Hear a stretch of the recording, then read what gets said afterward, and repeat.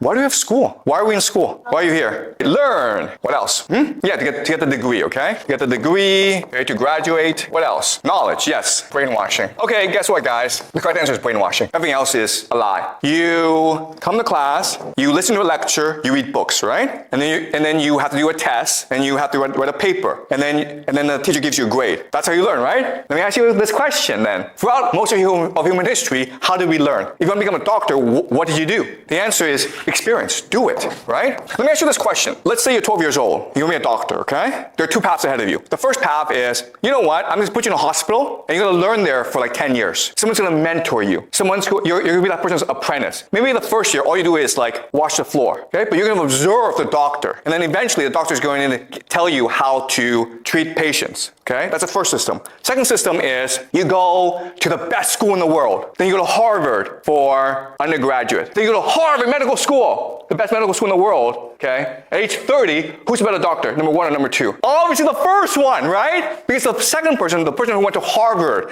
and Harvard Medical School, did not ever work in a hospital. Now, let me ask you another question. In the first system, do you have to be really, really smart to be a good doctor? You don't, actually. Anyone can be a doctor in the first system. Anyone. We human beings are all born with the capacity to learn anything if you wanted to learn it, right? You can be an engineer, you can be a lawyer, if you want to be a doctor, if you want to be a scientist, you can be anything, okay? Just go find a mentor who can teach you how to do so. And I guarantee you that you will learn how to do it well. And anyone can do this. But instead, we have a system in which we tell students, you're smart, you're stupid. Smart students go to good schools and good universities, and they get good jobs. Stupid students go wash dishes. And that was not true for most of human history. It's true today, but throughout most of human history, if you want to go learn something, all you had to do, go find a teacher, and that teacher would teach you, and then you would learn it. So school is not a place to teach you how to learn. A school doesn't teach you knowledge. It doesn't do that. A school is a place that brainwashes you, okay? Now the question then is, what does it brainwash you in? Why would it brainwash you? To answer that, I'm going to give you some history, but I'm going to tell you the three societies that first introduced mandatory, free public schooling in the world, okay? The first is called Sparta, okay? Sparta was a small city-state in Greece, like 3,000 years ago.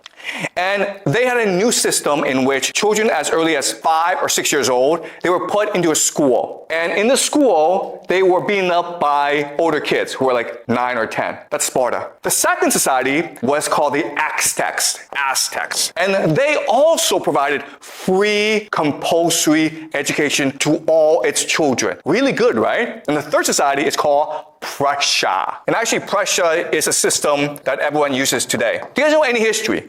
Okay, what is common about all three societies? Sparta, Aztecs, and Prussia. What is common to all three? War. All three societies are fundamentally war societies dedicated to defeating their neighbors. Sparta was one of thousands of city-states in Greece. The only society, all these thousands, that had compulsory education. Why? Because Sparta was first and foremost engaged in war making. Sparta, you've heard of Spartans, right? So the Spartan warrior, the Aztecs, were the greatest war society in Central America before the arrival of the Europeans. They defeated everyone. They were engaged in war. Prussia, the Prussians, the greatest military in Europe for centuries. They were engaged in war making as well. Okay, do you understand this? Why we have schools is because schools are really good at preparing people for war. Why? Let me ask you this question. Why did they not have schools before? Why is it that people we don't want schools? Why? The Sparta, Aztecs, and Prussia were the few societies that had free public schooling. Why didn't other societies just copy them? Why? Let's just say you're a mother or father.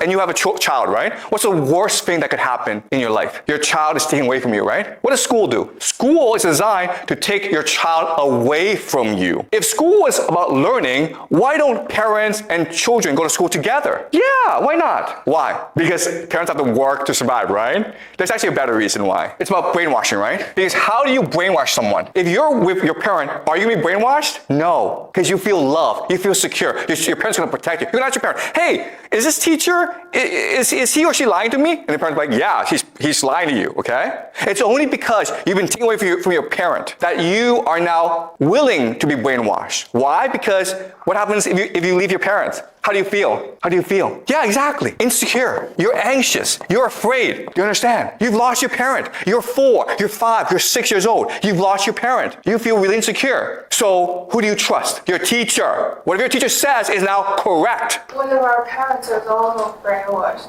because they went to school before when they were small. Yeah, okay, that's a great point, okay? Aren't our parents brainwashed as well? That's correct. Your parents are brainwashed. But what I'm saying is, when a parent is with a child, the child feels secure. And if you're secure, you're much more willing to disobey authority. You're much willing to ask questions. You're much willing to think for yourself because you feel secure, because your parent is there to protect you. But if you take the parent away, you can't do that. You must now rely on the teacher who can now brainwash you, okay? So are you brainwashing us? Am I brainwashing you? So the question is, am I brainwashing you? That's a good question, and it's a fair question. And again, that's why I tell you this, okay? You have the capacity to ask me questions. You have the capacity to challenge me. You have the capacity to think for yourself, okay? So all I'm saying is, hear me out, ask me questions, and then think for yourself whether or not I make sense. Because the difference between my class and other classes is like, I don't test you, right? I don't give you grades. It's a pass-fail class. You can actually choose to say, you know what, this is nonsense, I don't want to listen anymore. I can't stop you, okay? But in school, guess what happens if you don't come to school? Your parents get arrested. Do you understand? That's the difference. It's your choice whether or not to pay attention or not. All right. So another question is, if schools are designed to brainwash you, what are they brainwashing you in? Well, they're designed to brainwash you to believe a concept called the nation state. The schools are designed to brainwash you to think the nation state exists. It is a person, Mother China. You must love this person. You must be willing to sacrifice yourself for this person. You must be willing to dedicate yourself to this person because it is Mother China. And how do we brainwash you? We teach you language, right? We teach you history. We teach you geography. We teach you all this to make you believe that the nation state, Mother China, the United States, France, they all exist. But guess what? Throughout most of human history, it was absurd to think the nation state existed. Before, you didn't say, I'm Chinese. Before you say, I'm a Beijinger, or I'm from Haidian, or I'm from Chaoyang, right? Because that makes more sense. You're from a place where you know the people. But now, because of the nation state, you are forced to believe that you are the same person as someone from Yunnan, Tibet, Guangxi. Even though, guess what, guys? You have absolutely nothing in common. Okay? But you're all Chinese. And that's what school is designed to do. School is designed to implant in you a false memory of a nation state. Okay? That's what history is. History is the false memory of a nation state. That's why you're all forced to go to school. If you believe in the nation state, if you believe in Mother China, then you must serve her. You must obey her. You must fight for her. You must die for her. So the idea of the nation state was created in order to make you obedient to authority. And it works very effectively.